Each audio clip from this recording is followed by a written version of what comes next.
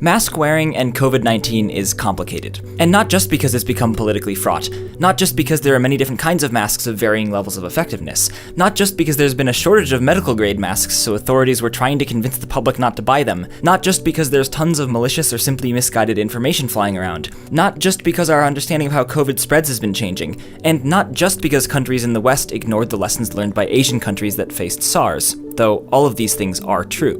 On top of all this, masks are also complicated because they fly in the face of our mathematical intuition. The good news is that when you do the math, and we're going to, you find that masks are much more effective than you might think. Say you have a mask that cuts in half the chance a contagious person will infect a nearby susceptible person. In other words, this mask is 50% effective. Except this mask is way more than 50% effective because, as we'll see, when many people wear even just a 50% effective mask, you end up with way more than 50% protection. It seems obvious that if no one wears a mask, then no one gets any benefit.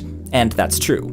And you might assume that if everyone wears a 50% effective mask, there'd be a 50% benefit. That is, a 50% drop in disease transmission. But that's not how the math of masks works. When everyone wears a 50% effective mask, disease transmission actually drops by 75%, much better than 50. Masks break our intuition because we're used to thinking about masks as single-directional, only protecting the wearer. But masks can protect in both directions, when you breathe in through them and when you breathe out. This means that when everyone is wearing masks, there are in fact 2 masks between any 2 people. If we assume for simplicity that masks are equally effective in either direction, and if this assumption bothers you, stick around to the end of the video. If masks are equally effective in either direction, then the first mask cuts disease transmission in half, and the second mask cuts it in half again. So overall, you end up with a 75% drop in disease transmission, not 50%. In this scenario, masks do double duty. But in reality, not everyone will wear a mask. So when a contagious person encounters a susceptible person, there are in fact 4 possible routes of infection. In the first route, neither person is wearing a mask, which means there's no reduction in disease transmission. In the second route, only the contagious person is wearing a mask, and so for a 50% effective mask, disease transmission drops by 50%. In the third route, only the susceptible person is wearing a mask, and again disease transmission drops by 50%. And in the final route, where both the contagious and susceptible people are wearing masks, disease transmission gets cut in half twice, aka it drops by 75%. What does this mean for society overall? Well, it depends on what fraction of people wear masks. As we've seen, if no one wears masks, then no interactions involve any masks, and the overall drop in disease transmission is 0%. And if 100% of people wear masks, then all interactions involve 2 masks, and the overall drop in disease transmission is 75%. But if 50% of people wear masks, then on average, assuming that people interact randomly, a quarter of all interactions will involve no masks, a quarter will have the contagious person masked, a quarter will have the susceptible person masked, and a quarter will have 2 masks. So even when just half of people wear masks, 3/4 of interactions involve masks, and a significant portion of those involve 2 masks. Do you see the magic math of masks yet?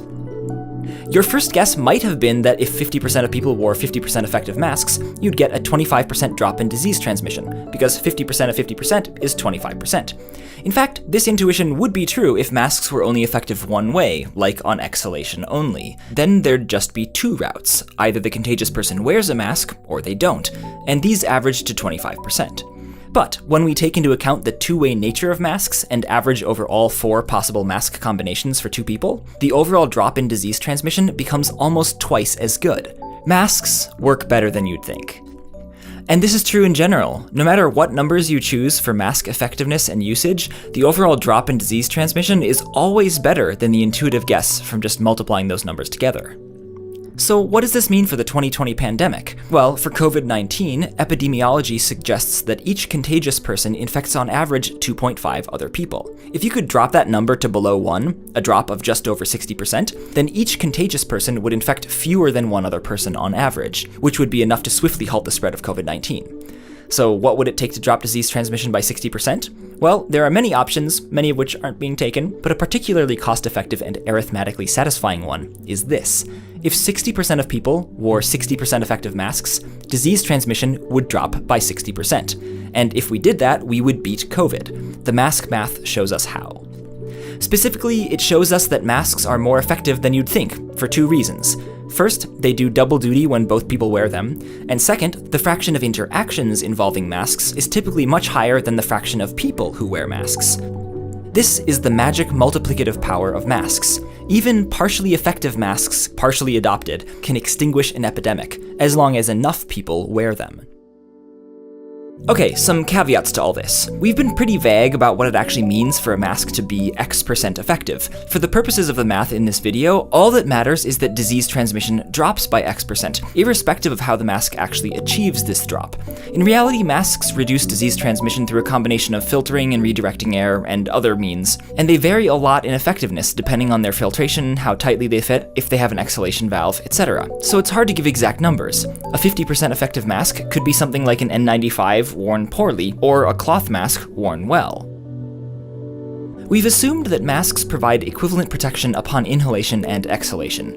Atish put together an interactive essay where you can see what happens when inhalation and exhalation effectivenesses differ, what happens when more or less of the population uses masks, and more. It basically takes everything in this video, makes it all interactive, and adds on a lot.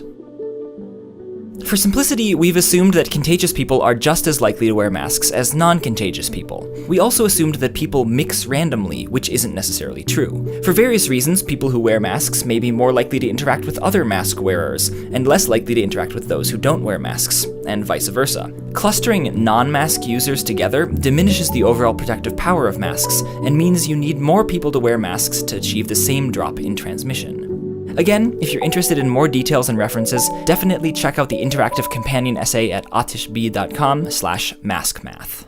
This video was made with the generous support of the Heising-Simons Foundation, which normally works with Minute Physics to help communicate fundamental physics research, but this year is a little bit different. They're doing a lot of additional focus on COVID-19. That means they're supporting research, including some of the N95 mask decontamination work I mentioned in my video on the physics of N95s. They've supported hospitals and remote learning, they've helped low-income households maintain access to utilities, and they're funding science communication like this video. A big thanks to Heising-Simons for their support of science, both fundamental and applied, as well as science communication.